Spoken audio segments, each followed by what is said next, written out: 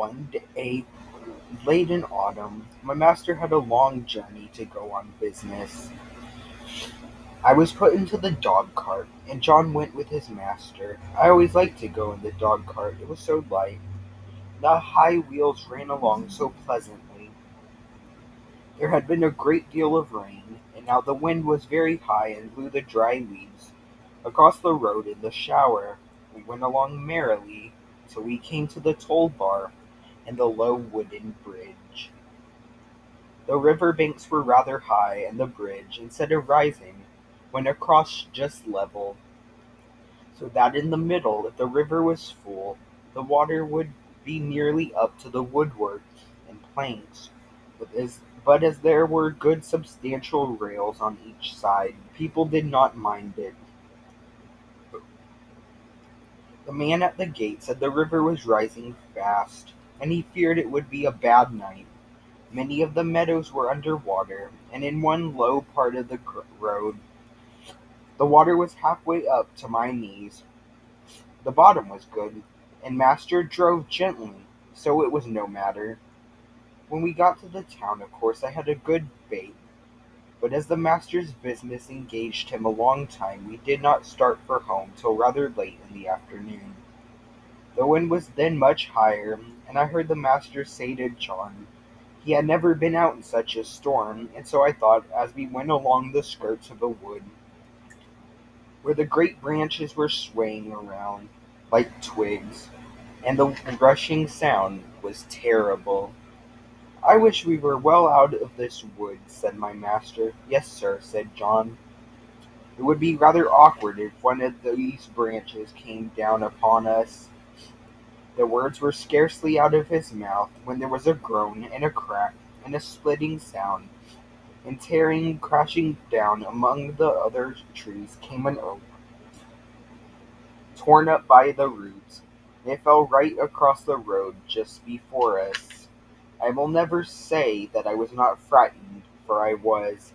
I stopped still, and believe I trembled. Of course I did not turn round or run away. Not brought up to that. John jumped out and was in a moment at my head.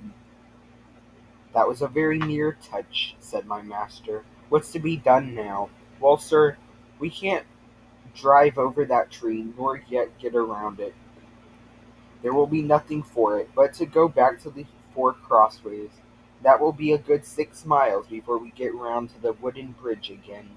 It will make us late, but the horse is fresh."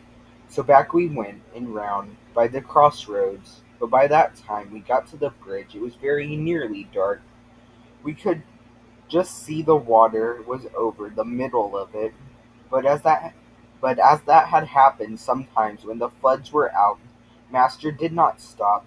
We were going along at a good pace, but the moment my feet touched the first part of the bridge, I felt sure there was something wrong. I dared not go forward, and I made a dead stop. "Go on, Beauty," said my master, and he gave me a touch with the whip, but I dared not stir. He gave me a sharp cut. I jumped, but I dared not go forward. "There's something wrong, sir," said John, and he sprang out of the dog cart and came to my head and looked all about. He tried to lead me forward. "Come on, Beauty, what's the matter?" Of course I could not tell him, but I knew very well that the bridge was not safe. Just then the man at the toll gate on the other side ran out of the house, tossing a torch about like one mad. "Hoy, hoy, hoy! Hallo! Stop!"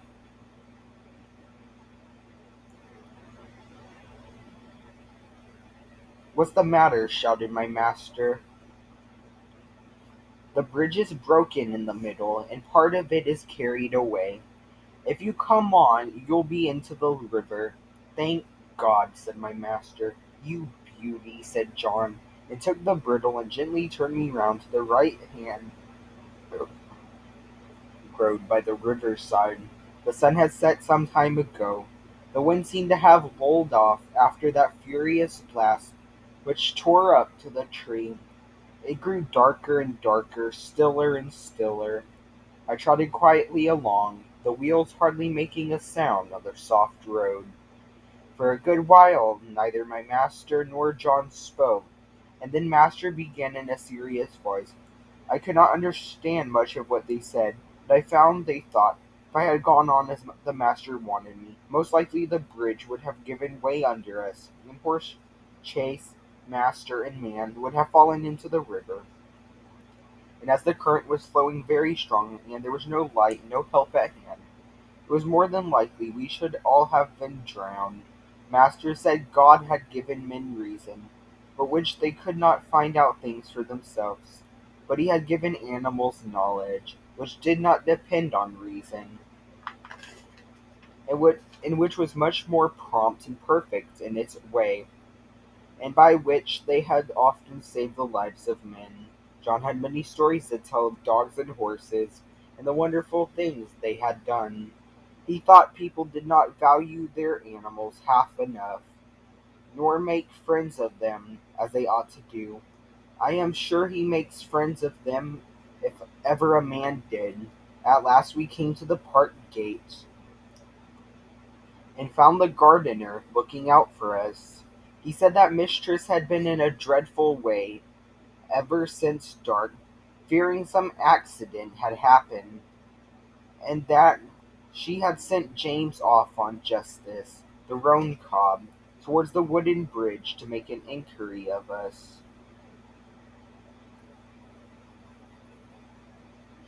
We saw the light at the hall door and at the upper windows, and as we came up mistress ran out, saying, "Are you really safe, my dear? Oh, I have been so anxious, fancying all sorts of things."